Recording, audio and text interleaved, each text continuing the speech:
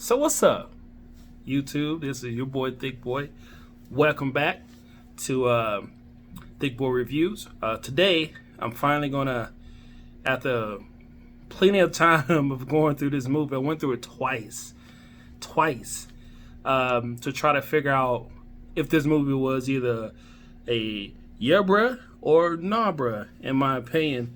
So this is the actual follow-up to my initial video, basically explaining, is my trailer review, kind of going over what I thought the movie was going to be about and how I like it. If you didn't have a chance to watch that video, you can check up at the top. I'm going to drop in a little link so you can go in and it'll link you to that first video I made so you can watch it and check it out before this. Keep in mind there may be spoiler warnings, so if you haven't seen this movie before, just keep in mind this is a review, actual, after watching it, so there may be some spoiler warnings. I'll try my best not to, spoil it, but no promises, but anyway, my initial thoughts with the movie were, it was okay. I mean, a lot of people, I've been checking my social media feeds, videos and all that good stuff, and a lot of people like this movie, like a lot. So, I kind of feel weird, thinking like, hey, I'm the only one that doesn't like it. But I mean, primarily to kind of give you a quick synopsis of what's going on, it primarily revolves around three main characters, which is Jamie Foxx. He plays a character named Art, and that individual is like, he's pretty much of a tough guy, so his main thing is he was a former cop, former military, and from there you have the other character, which I'm sorry I didn't know his name the first time I did the first video, but his name is Joseph Love Hewitt. He actually plays the cop, who in this case his name is Frank. Frank's character is more of a traditional, like, just a traditional, like, don't listen to rules kind of cop, the kind of cop that goes against his commander's rule at every motion that he can take. Pretty cliche and kind of corny in my opinion, but there's, I guess he has some role in the movie for that.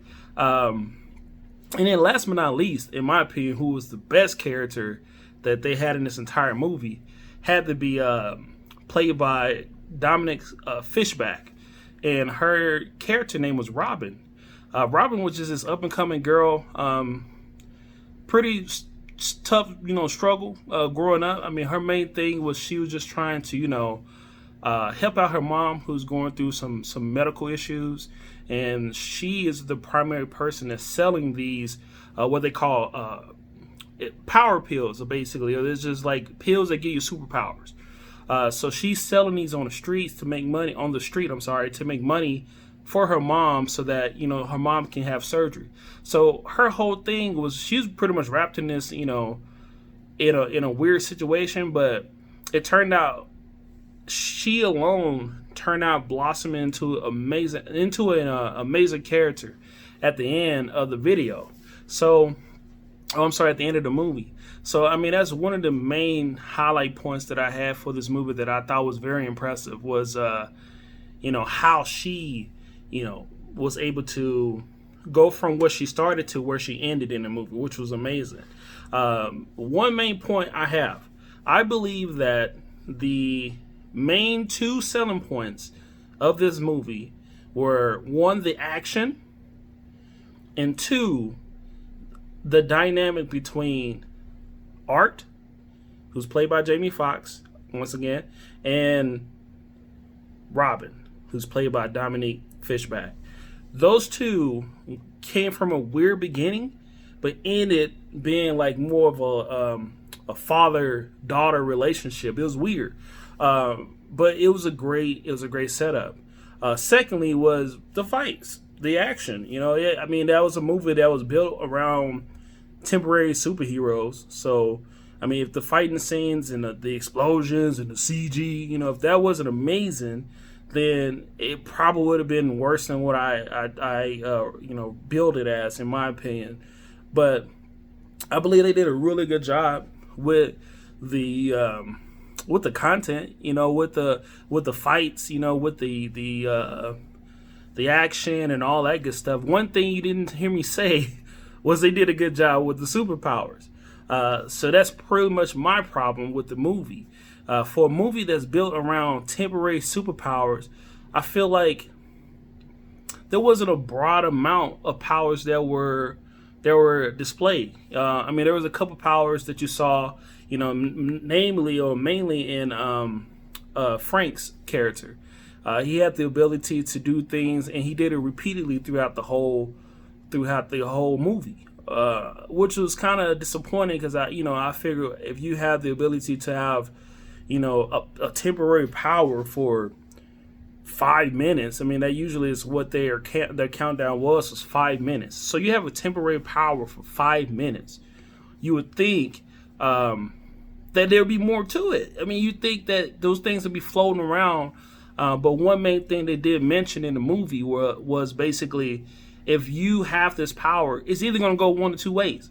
Either one, you're going to get a superpower that's going to be pretty neat and pretty awesome, and it's going to last for about 5 minutes, okay? Or two, you'll blow up. It really isn't any, rhyme or reason to it. That is it's kind of like a 50-50 or, flip of the coin if you live or die.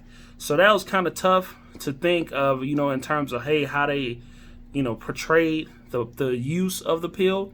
And also, too, the powers were weak. You saw some things, like you saw, people, like, I mentioned in the previous video, you saw some people that were, were able to take a shot in the head by a bullet, dead, close up, There were some people that lit on fire, they were literally on fire the entire, 3 scenes. But then there was some weird, superpowers. Like one of the guys in the movie who I thought was the antagonist the entire time, which wasn't, which was a huge letdown. His superpower was basically he transformed into a Hulk Frankenstein. It was so disappointing, and the way he died was pretty disappointing too. So I just kind of gave it more of a feeling like, it just wasn't enough. It wasn't enough to kind of captivate me into the point where I felt like, okay, I'm going to, tell my friends, I'm going to call my mama and tell her she needs to watch this. It just didn't feel like that. It was more generic if we would think of a superhero movie. More of think of Fantastic Four, the remake. Everybody was excited. Everybody wanted to see what, Michael B. Jordan would do as the Flaming Torch, right? We all wanted to see how that dynamic is going to work, but it didn't work. And I feel this was the same thing in regards to this movie here. Jamie Foxx once again played it. He did an exceptional job as an actor. He really brought a lot of emotion and experience to the role. And then also Dominique Fishback. First time I ever heard of her. I don't know if this is her first movie, but she did a fantastic job. I really loved it. Personally, for Frank, who was played by Joseph Love Hewitt, I kind of feel like we didn't need him. I feel like they forced him into the movie in terms of, trying to get him as part of the movie. And in short, I don't know how to make it sound sweeter than that. I just really feel like his character could have just not been there, and it could have been just Jamie Foxx and Dominique Fishback, or in this case in the movie, Art and Robin, and that would have flourished more than enough than having that third character. But nevertheless, my final review. So I'm probably going to still give it a nah, bruh, in my opinion.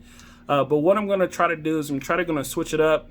I'm going to try to switch it up every once in a while, or kind of, when it comes from my initial full breakdown of the movies, I'm just going to give it a A through D scale. We'll just keep it simple. So in this case, I'm going to give it a C minus.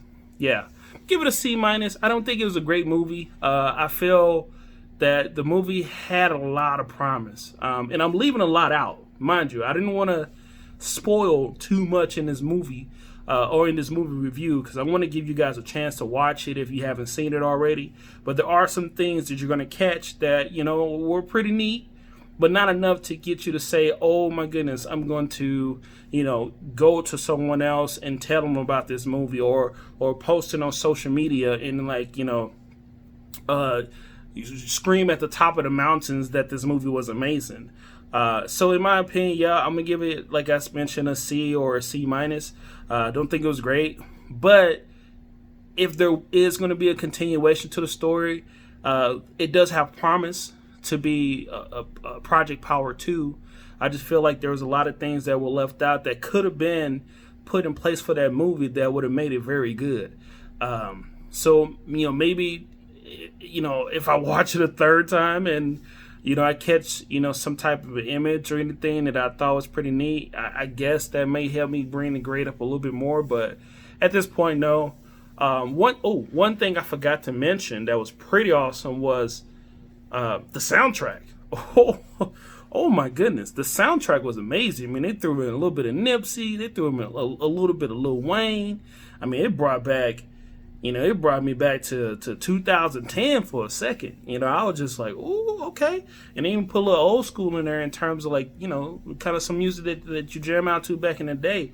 So I do appreciate that. But it still wasn't enough to help the overall aesthetic of the movie. So, you know, yes, it's a nah, bruh. It's a C minus, you know, C for me. I wish it was better. I was really hyping it up. Not really. If you see my previous trailer, I wasn't. But I really wanted it to be good. You know, but it wasn't. So that's going to be my final review for Project Power. Be on the lookout for additional reviews. I plan on trying to post videos every week. So you should get some type of content from me every week. Please like and subscribe to my channel. And once again, thank you for coming to my page or my channel or whatnot. And Thick Boy out. Peace.